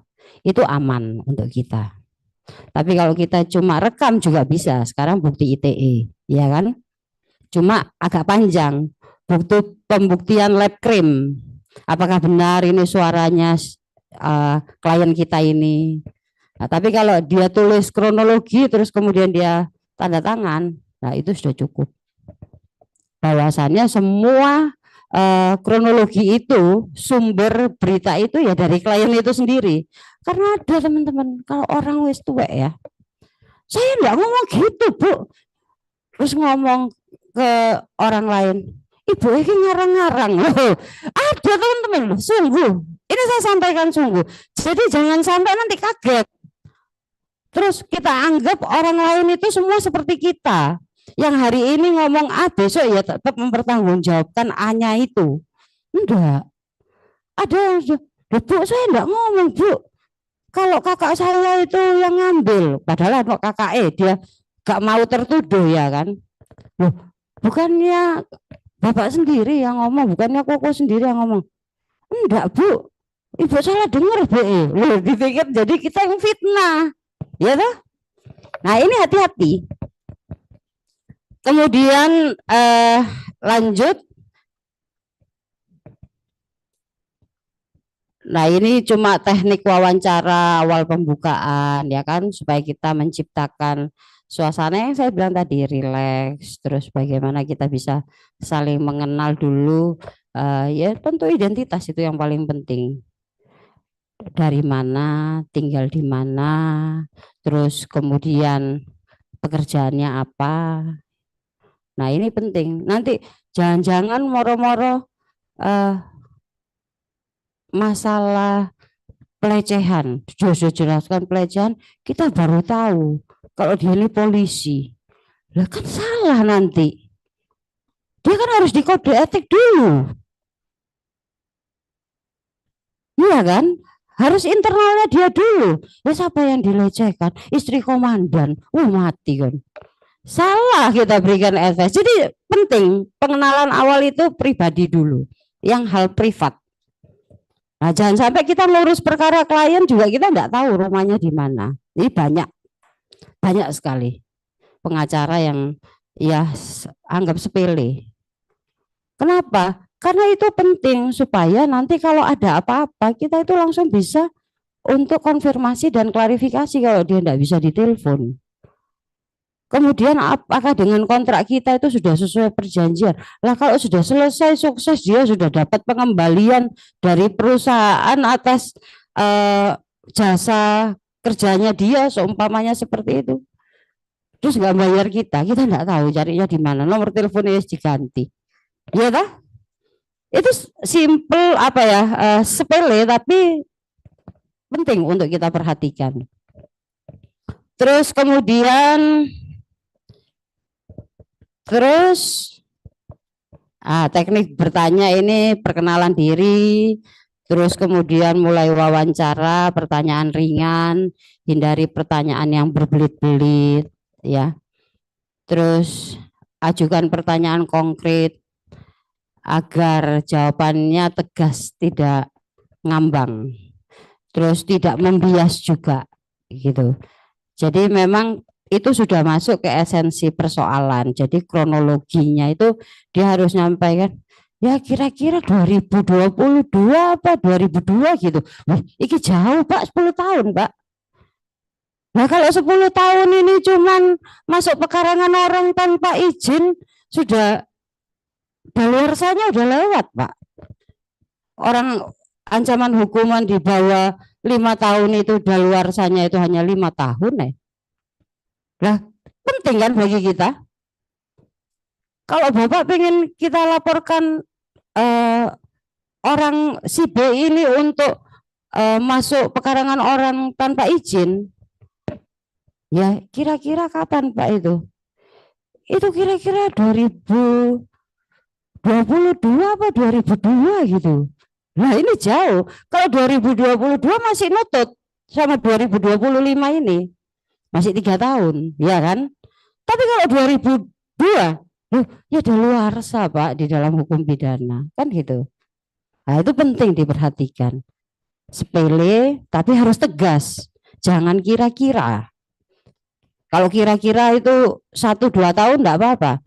Kira-kiranya ini sampai 20 tahun. ya daluarsa. Berarti kita harus sampaikan advice hukumnya, enggak bisa Pak. Kalau 2002 itu masa daluarsanya sudah lewat. Kalau kita mau laporkan saat ini, ya itu sudah batal demi hukum. Kita tidak bisa melaporkan. Karena setiap tindak pidana dengan ancaman hukuman di bawah 5 tahun itu masa daluarsanya itu 5 tahun gitu. Ya. Jadi ya itu harus wawasan yang luas. Kalau teman-teman enggak tahu, ya nanti terima aja ini kejadian 2002, ya repot. Terus ke polisi, ini sekolah hukum enggak? Ya tak? Sepele. Terus disaksikan klien, polisi ngomong gitu. Iki pengacara sekolah hukum apa enggak sih? Kok enggak tahu daluarsa perkara pidana. Nah itu makanya butuh wawasan yang luas. Kita harus menjadi pendengar yang baik. Yang tadi saya sampaikan, terus jangan berbicara itu terus disela. Kalau kita lihat di TV-TV talk show itu diskusi interaktif, itu selalu ngomong nggak mau kalah. Nah, itu sebenarnya menunjukkan bahwa tidak memiliki etika. Seharusnya ini kan ada mediatornya. Nah kemudian ada beri kesempatan untuk ini, kayak di Lawyers and Club ya, ya LC. Itu beri kesempatan ini belum selesai ngomong, sana udah nyambung ya.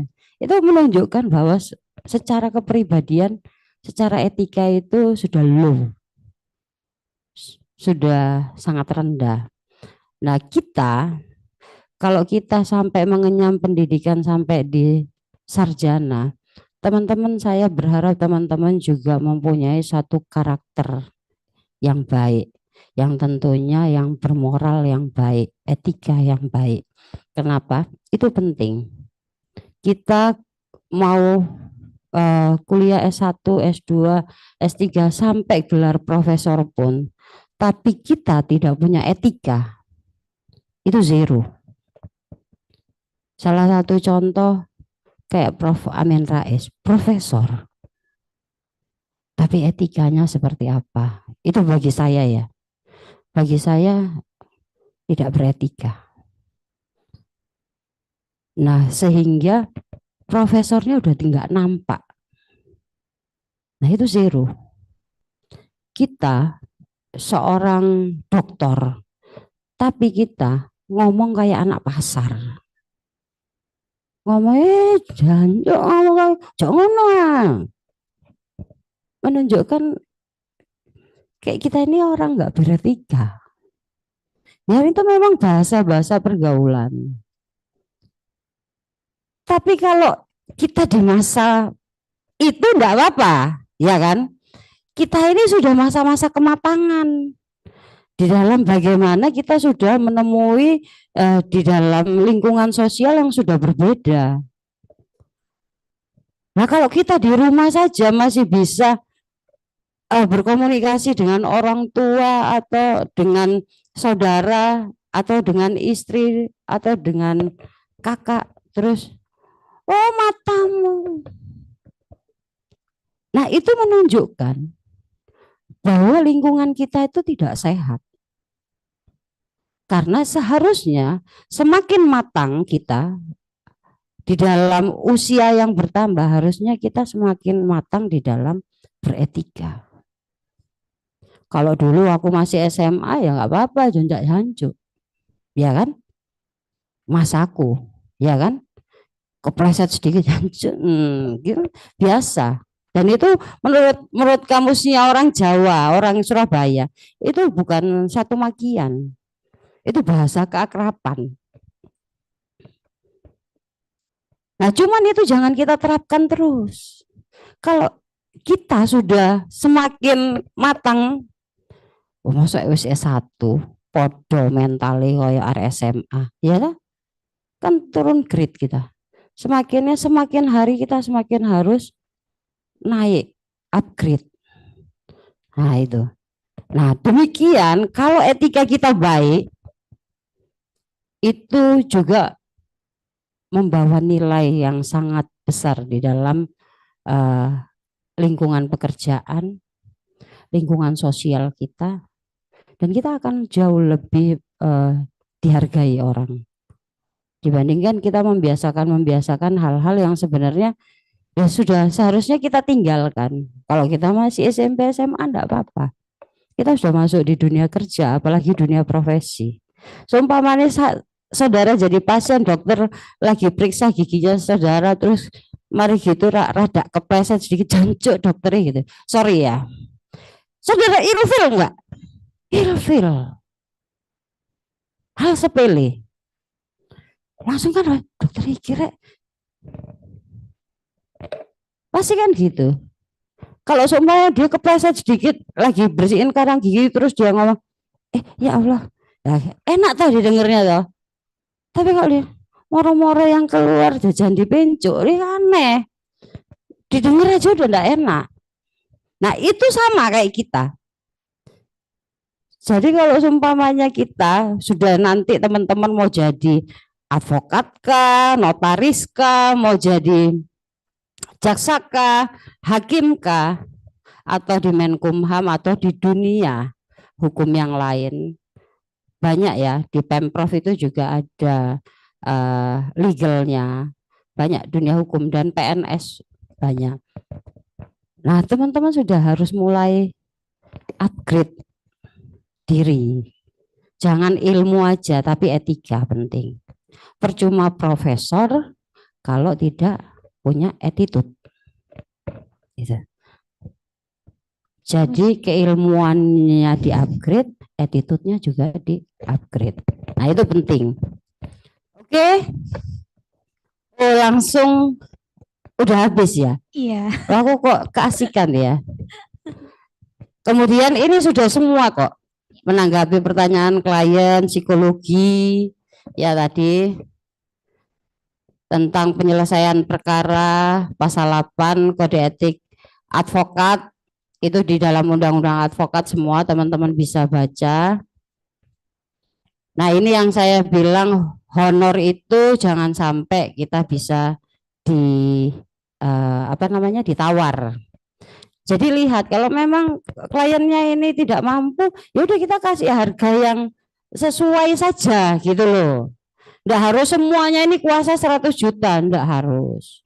Ya kalau terus orang enggak mampu, masa saudara suruh 100 juta emang ya kita kan yang gila.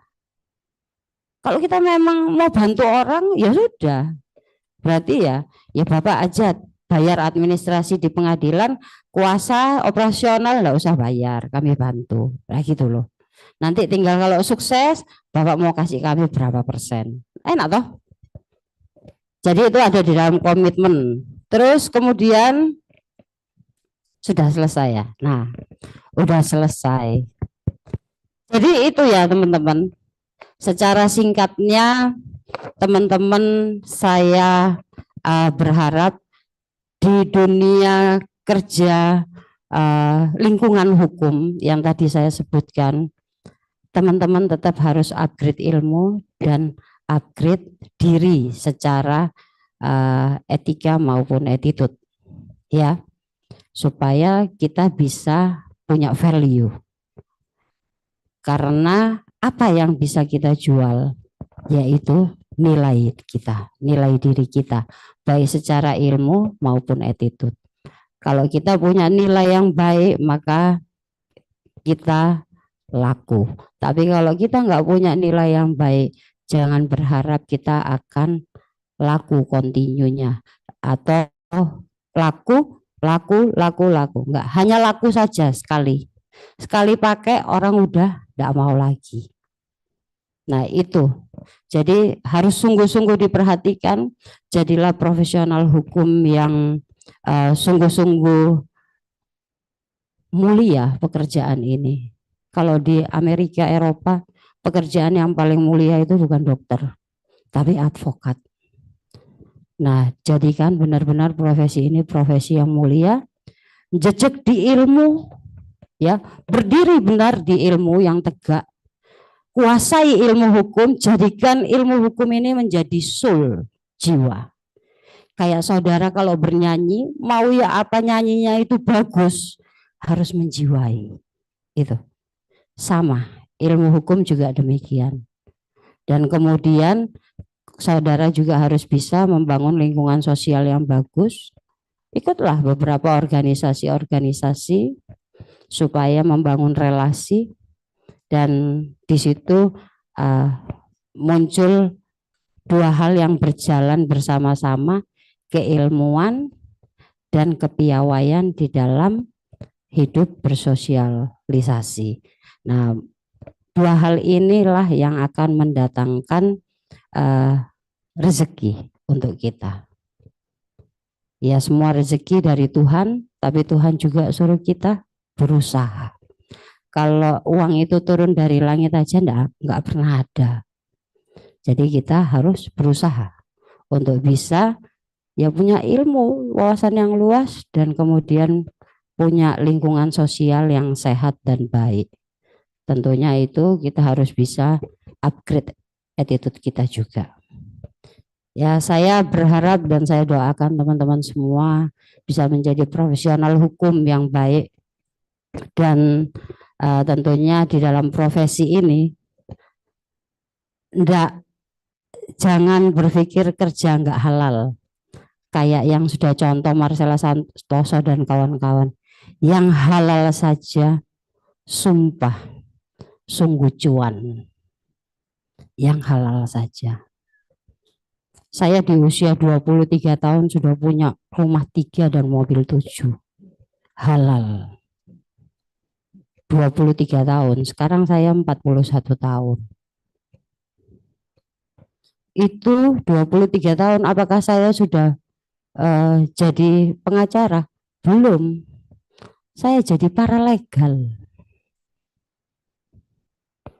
Masih magang di Pak Yahya almarhum. Beliau Pak Yahya itu lawyernya Jasa Marga. Itu saja sudah cuan sampai dengan saat ini. Teman-teman bisa, bahkan bisa lebih dari saya, bahkan nggak ada yang mustahil. Lebih dari Hotman Paris pun bisa. Asalkan jejak yang benar, berdiri yang benar. Jangan pernah coba-coba. Coba-coba yang haram. Satu, nggak tenang. Kedua, terima akibatnya. Pasti. Itulah hukum alam. Jadi yang halal saja cuan gede. Gak perlu yang nggak halal. Ya kalau mau jual dokumen klien itu bisa. Saya pernah satu dokumen klien itu ditawar 4,5 miliar. Nggak mau. Ada videonya. Saya videokan. Kalau saya mau, saya sudah terima 4,5 miliar. Nggak perlu kan tahu itu dokumen dari mana. Dari saya, pasti saya bilang enggak, saya nggak ngasih. Tapi yang amanah saja, yang halal saja, itu sungguh cuan. Jadi enggak perlu coba-coba yang enggak halal. Itu ya. Selain hidup kita jadi berkah, karena memang kita mau kerja yang benar, dan kita enggak khawatir tentang resiko. Karena segala tindakan yang tidak benar itu tentu ada resiko. Pasti ada resiko, tinggal tunggu aja waktunya. Pasti. Hari ini luput, tahun ini luput, tahun depan luput. Lihatlah tahun-tahun selanjutnya. Kalau kamu nggak di dalam penjara, jangan ngomong. Jadi jangan coba-coba. Saya nggak mau teman-teman jadi semakin banyak pengacara yang nggak berkualitas. Saya nggak mau. Teman-teman harus jadi pengacara yang berkualitas. Yang berkualitas saja cuan. Sangat cuan. Makanya pakai sistem tadi itu supaya kita mulai membangun nih. Ya. Oke, itu saja yang bisa saya sampaikan. Semoga bermanfaat, dan teman-teman saya doakan sukses dan semakin dilancarkan dan semakin dibukakan jalan untuk nantinya teman-teman mau bergabung di dunia hukum yang mana. Ada banyak soalnya. Jadi biarkan itu saudara sendiri yang menentukan. Tapi kalau di praktisi hukum sebagai advokat, ya saya sampaikan nanti kita sampai ketemu di pengadilan. Terima kasih. Oke, wassalamualaikum warahmatullahi wabarakatuh. Waalaikumsalam Selamat warahmatullahi pagi. Ya, itu tadi adalah pemaparan materi mengenai teknik wawancara dengan klien. Mungkin sebelum ditutup, saya undang peserta untuk maju ke depan untuk mengadakan sesi foto bersama Ibu Astrid. Enggak pertanyaan lagi ya, kata ini kan ilmu sharing, ya kan? Biasanya ada sesi tanya jawab soalnya. Karena sudah Oh ada, iya, Bu. iya. Iya, waktunya sudah habis. Monggo silakan.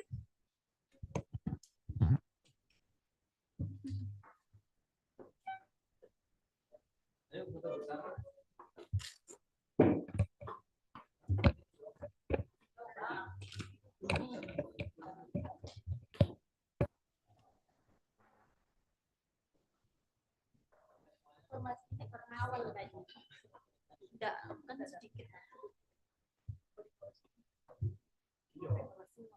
Oke. Ada yang di atas? Ayo, ada yang di atas.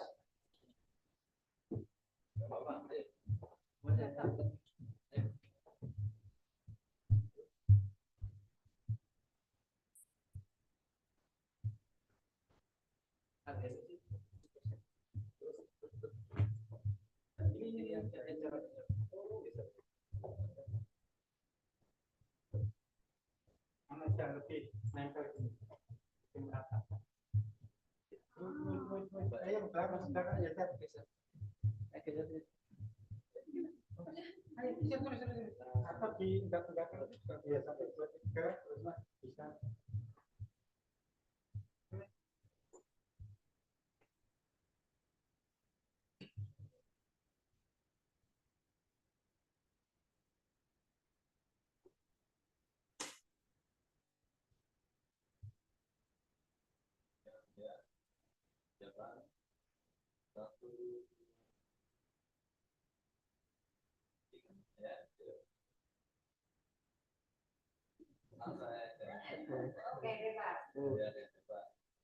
Senyum, 3, 2, 1. Oke. Terima kasih.